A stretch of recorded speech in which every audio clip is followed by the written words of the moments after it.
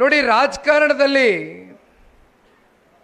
ಅದರಲ್ಲೂ ಜನತಾದಳ ಪಕ್ಷದ ಇತಿಹಾಸವನ್ನು ನಾವು ತೆಗೆದು ನೋಡಿದಾಗ ಬಹಳ ಜನ ಈ ಪಕ್ಷದಿಂದ ರಾಜಕೀಯದ ಒಂದು ವೇದಿಕೆಯಾಗಿ ಪಕ್ಷದ ಕಾರ್ಯಕರ್ತರ ಒಂದು ದುಡಿಮೆಯಿಂದ ಪಕ್ಷದ ವರಿಷ್ಠರ ಆಶೀರ್ವಾದವನ್ನು ಇಂದ ಟಿಕೆಟನ್ನು ಪಡೆದುಕೊಂಡು ನಿಮ್ಮ ದುಡಿಮೆಯಿಂದ ಶಾಸಕರಾಗಿರ್ತಕ್ಕಂಥ ಉದಾಹರಣೆಗಳು ಸಾಕಷ್ಟಿದೆ.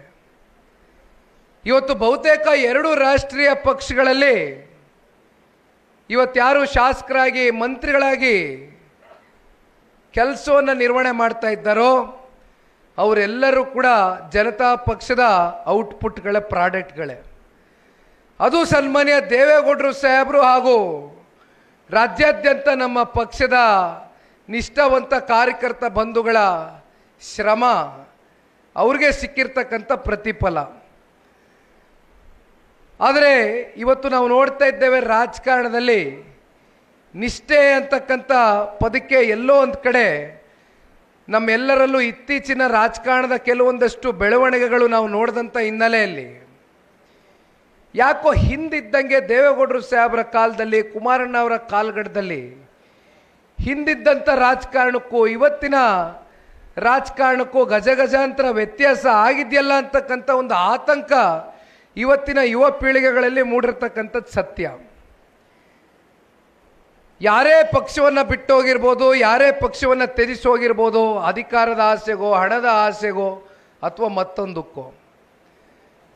ಆದರೆ ಸದಾಕಾಲ ಯಾದಗಿರಿ ಜಿಲ್ಲೆಯ ಜನತಾದಳ ಪಕ್ಷವನ್ನು ಪ್ರತಿನಿಧಿಸಿ ಸನ್ಮಾನ್ಯ ದೇವೇಗೌಡರಿಗೆ, ಸನ್ಮಾನ್ಯ ಕುಮಾರಣ್ಣ ಅವರಿಗೆ ಬೆಂಬಲವಾಗಿ ಅವರ ಹೋರಾಟಕ್ಕೆ ಜೊತೆಯಲ್ಲಿ ಹೆಜ್ಜೆಯನ್ನು ಹಾಕ್ತಾ ಇರ್ತಕ್ಕಂಥ ಕುಟುಂಬ ಜನತಾದಳ ಪಕ್ಷದಲ್ಲಿ ಯಾವುದಾದ್ರೂ ಕರ್ನಾಟಕ ರಾಜ್ಯದಲ್ಲಿ ಯಾವುದಾದ್ರೂ ಜಿಲ್ಲೆನಲ್ಲಿದ್ದರೆ ಅದು ನಾಗನಗೌಡರ ಕುಟುಂಬ ಅಂತಕ್ಕಂಥದ್ದನ್ನ ಮತ್ತೊಮ್ಮೆ ನಾನು ಹೇಳಬೇಕಾಗ್ತದೆ.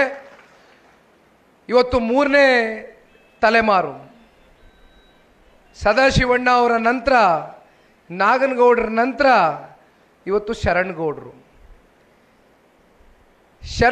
ಬಗ್ಗೆ ನಾನು ಒಂದು ಮಾತನ್ನು ತಿಳಿಸ್ಬೇಕಾಗ್ತದೆ. ಈ ಹಿಂದೆ 2019ರ ಲೋಕಸಭಾ ಚುನಾವಣೆಯಲ್ಲಿ ಮಂಡ್ಯದಿಂದ ನಾನೇನು ಸ್ಪರ್ಧೆ ಮಾಡಿದ್ದೆ.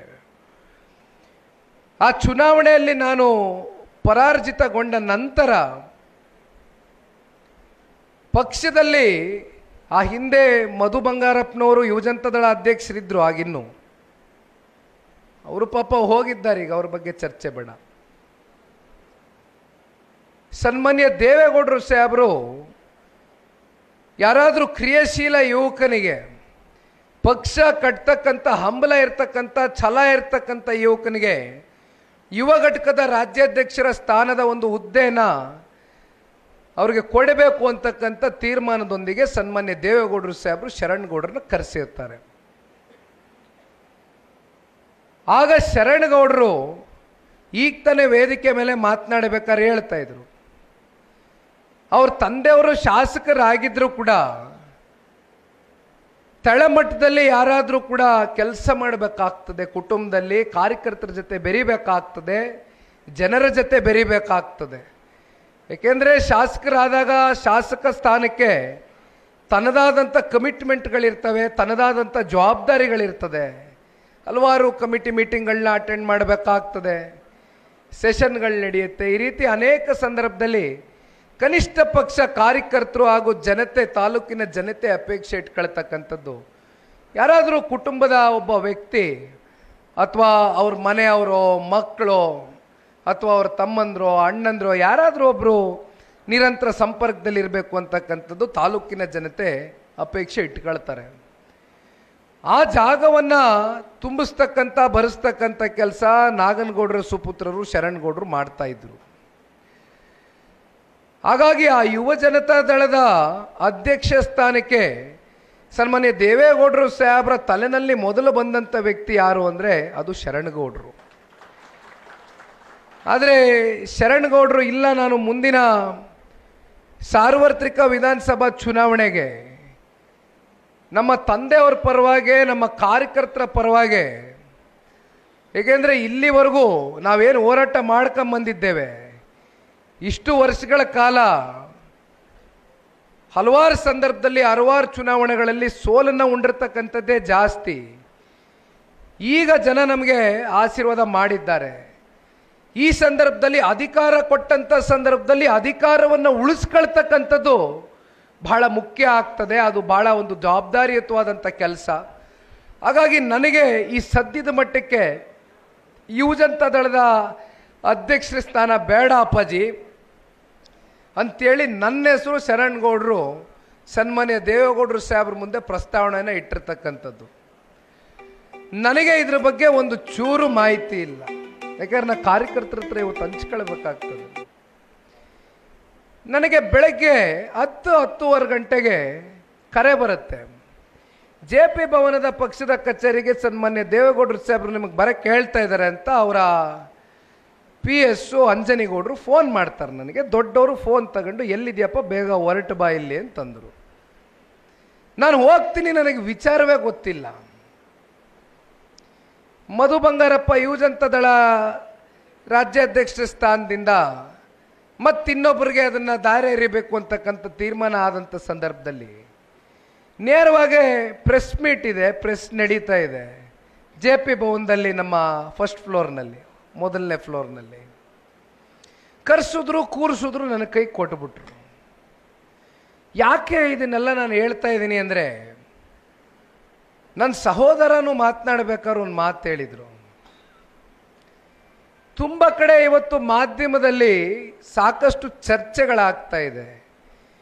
ನಿಖಿಲ್ ಕುಮಾರಸ್ವಾಮಿ ಇಂದಿನ ರಾಜ್ಯ ಪ್ರವಾಸದ ಹಿಂದೆ ಇರ್ತಕ್ಕಂಥ ಉದ್ದೇಶ ರಾಜ್ಯಾಧ್ಯಕ್ಷರಾಗಿ ನೇಮಕಾತಿ ಮಾಡ್ತಕ್ಕಂಥದ್ದಕ್ಕೆ ಪಕ್ಷ ತೀರ್ಮಾನ ತಗೊಂಡಿರ್ಬೋದೇನೋ ಅಂತಕ್ಕಂಥದ್ದು ಬಹಳ ಗಂಭೀರವಾದಂಥ ಚರ್ಚೆಗಳು ನಡೀತಾ ಇದೆ. ಬಹಳ ಮುಕ್ತವಾಗಿ ಇವತ್ತು ನಾನು ಈ ಒಂದು ಮಾತನ್ನ ಹಂಚ್ಕೊಳ್ಳಿಕ್ಕೆ ಇಷ್ಟಪಡ್ತೇನೆ. ಇನ್ನು 3 ವರ್ಷಗಳ ಕಾಲ ಮುಂದಿನ ವಿಧಾನಸಭಾ ಚುನಾವಣೆಯನ್ನು ನಾವು ಎದುರು ನೋಡ್ತಾ ಇದ್ದೇವೆ. ಇವತ್ತೇ ಏನು ಚುನಾವಣೆ ಇಲ್ಲ.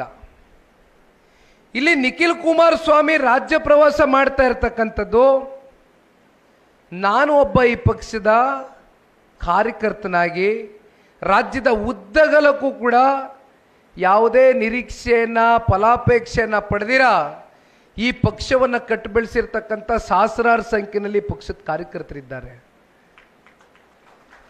ಅವರ ಜೊತೆಯಲ್ಲಿ ಒಂದು ಬಾಂಧವ್ಯವನ್ನು ಹೊಂದಬೇಕು, ಒಂದು ಸಂಪರ್ಕವನ್ನು ಇಟ್ಕೊಳ್ಬೇಕು, ಒಂದು ಸಂಬಂಧವನ್ನು ಬೆಳೆಸಬೇಕು.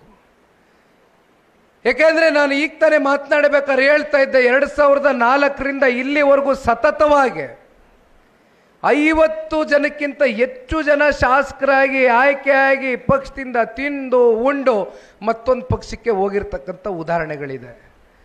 ಆದರೂ ಕೂಡ ಪಕ್ಷ ಇಷ್ಟು ಬಲಿಷ್ಠವಾಗಿ ಇದೆ ಅಂತಕ್ಕಂಥದ್ದಾದರೆ ಅದಕ್ಕೆ ಮೂಲ ಕಾರಣ ನಮ್ಮ ಪಕ್ಷದ ನಿಷ್ಠಾವಂತ ಕಾರ್ಯಕರ್ತ ಬಂಧುಗಳು. ಅವರಿಗೆ ಇವತ್ತು ಗೌರವವನ್ನು ಕೊಡಬೇಕಾಗಿದೆ, ನಿಮ್ಮ ಕಷ್ಟ ಕೇಳಬೇಕಾಗಿದೆ, ನಿಮ್ಮ ನೋವನ್ನು ನಾನು ಅರ್ಥ ಮಾಡ್ಕೊಳ್ಬೇಕಾಗಿದೆ. ಯಾಕೆಂದರೆ ಶರಣಗೌಡರು ಮಾತನಾಡಬೇಕಾದ್ರೆ ಒಂದು ವಿಚಾರವನ್ನು ಪ್ರಸ್ತಾವನೆ ಮಾಡಿದ್ದಾರೆ. ಇದು ನನ್ನ ಮನಸ್ಸಲ್ಲೂ ಕೂಡ ಭಾಳ ದಿಟ್ಟವಾಗಿ ಊರ್ಬಿಟ್ಟಿದೆ, ಮನಸ್ಸಲ್ಲಿ ಕಾಡ್ತಾ ಇದೆ ನನಗೂ ಕೂಡ. ಇದು ನನ್ನೊಬ್ಬರಿಗೆ ಅಲ್ಲ, ಸನ್ಮಾನ್ಯ ಕುಮಾರಣ್ಣವರು ಅನೇಕ ಬಾರಿ ನನ್ನ ಹತ್ರ ಚರ್ಚೆ ಮಾಡಿದ್ದಾರೆ. ಇಲ್ಲಿ ನಾಡಗೌಡರಿದ್ದಾರೆ, ಭಾಳ ಜನ ಹಿರಿಯ ಮುಖಂಡರುಗಳ ಜೊತೆ ಇದು ಪಕ್ಷದ ಚೌಕಟ್ಟಿನಲ್ಲಿ ಚರ್ಚೆ ಆಗಿರ್ತಕ್ಕಂಥ ವಿಚಾರ. ನಾನು 86 kg ಇದ್ದವಳು 71 kg ಬಂದಿದ್ದೀನಿ. ವಯಸ್ಸಾದ್ಮೇಲೆ ಸ್ಮಾರ್ಟ್ ಆಗಿ ಕಾಣ್ತೀರಾ ಅಂದ್ರೆ ಜಿನ್ನಿ. 126 kg ವೇಟ್ ಇದ್ದು ನಾವು ಈಗ 114 kg ಲೆಕ್ಕ ಬಂದಿದ್ದೀವಿ. ಯಾವುದೇ ಸೈಡ್ ಎಫೆಕ್ಟ್ ಆಗಿಲ್ಲ. 84ರಿಂದ 50 kg ಬಂದೆ, ಆಮೇಲೆ ಸಣ್ಣಗೆ ಫಿಟ್ ಆಗಿದ್ದೀನಿ. ಅದಕ್ಕೆ ನಾನು ಯೂಸ್ ಮಾಡ್ತಾ ಇರೋದು ಜೀನಿ ಸ್ಲಿಮ್.